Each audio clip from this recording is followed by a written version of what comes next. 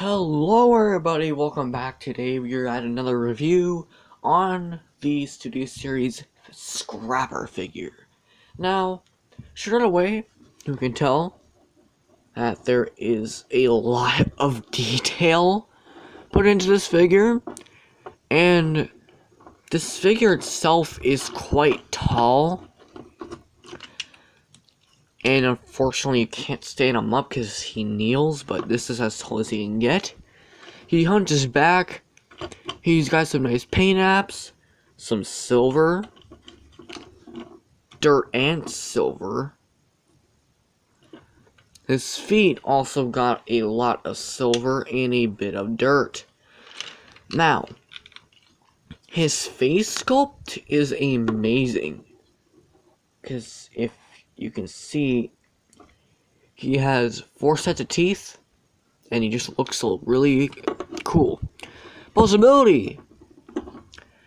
Ball joint here, any hinge joint, so you can look up that far. But if you twist it, that does not count. And he can look down that far.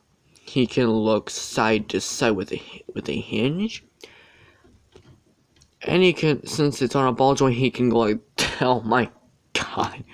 Anyways, his thing's on a swivel and then a hinge joint and a butterfly joint. That's more for the transformation, but you can get him into almost full 360.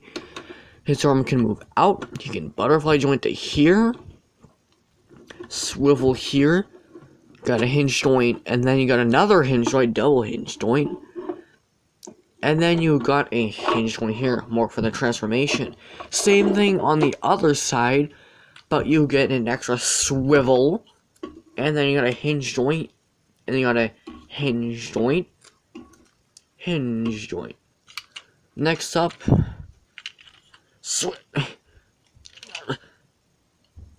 god damn it, a swivel. No. They could have easily equipped that. Anyways, a swivel here, which he can move out with far with a beautiful spread. This isn't a spread at all. This guy can't even spread. Got a kind of a butterfly joint here. Why would you even need this? A full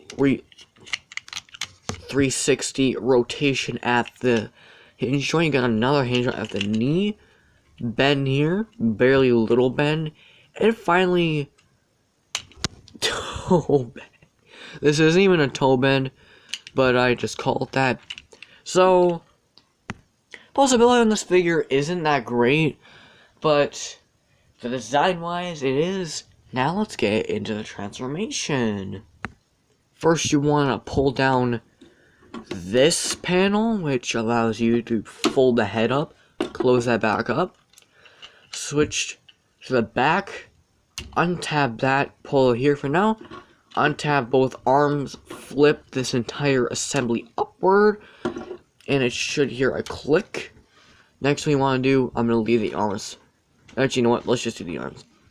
Want to fold that up, then you want to swivel that around, bring up the head or the cab, force this underneath it, bring this down, fold that up, do the same thing on the other side, but you want to put the fingers back there, swivel this around, tab those together, bring that, god damn it, you need to have this at a certain degree to be able to acquire it to tab in. There you go, now it tabs in. And then just fold out that. Moving on to the legs. First you want to untab this, close that up, pull that right off, fold the tire in, swing that completely around it, because this, fold the tire back up, and then basically repeat the same process on the other side. Just like that. Now what you want to do is you want to swivel it around like this, put the bucket up on top, swivel that around, tab this little tab right here into that right there, just like that. Do the exact same process, and then what you want to do is you want to get this tab into that slot right there, just like that. Do the exact same thing on the other side. Make sure everything's together, give it a squeeze, push these up in case, and here we have the vehicle mode. Now this right here is a not really that good an example of the vehicle mode. It's a lot more accurate in combine mode because this is a part of Devastator, which I don't have any of the other pieces, so don't complain. I don't waste my money like you brainwashed Transformers fans do. Now, the only articulation this vehicle mode got is a bit of an upward force, but that's more for the movie accuracy, because when you're about to transform, he went like this, and then transformed. Now, details on this thing are more for the combine mode. The cab, pretty detailed with, what is that, like a turquoise blue? Ladders, more paint in silver. Paint in silver right here. And of course, the connection port to that, smokestacks, and all that above. Overall, this vehicle mode's great. Vehicle comparisons.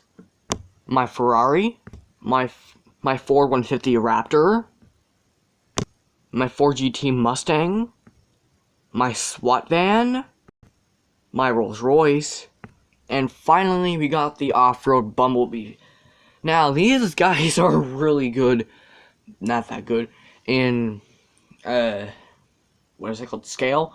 You can see that the vehicle mode for Bumblebee is completely smaller by the scale. And let's get on to the combine mode, shall we? So first, what you want to do is you want to untab both of these. Then you want to swivel these around. Do the exact same on the other side. Bring this down. Fold out the fingers. Now you want to untab the things here. And see that little tab right here? Tab that into this small cavity. Just like that. Like that. Do the same thing on the other side. Bring out this tab here. Then you want to get the arms into position. Then you want to untab that. And here we have the combine mode. Now, this is kind of a mess in camera. Well, on camera, but I can assure you it's pretty good.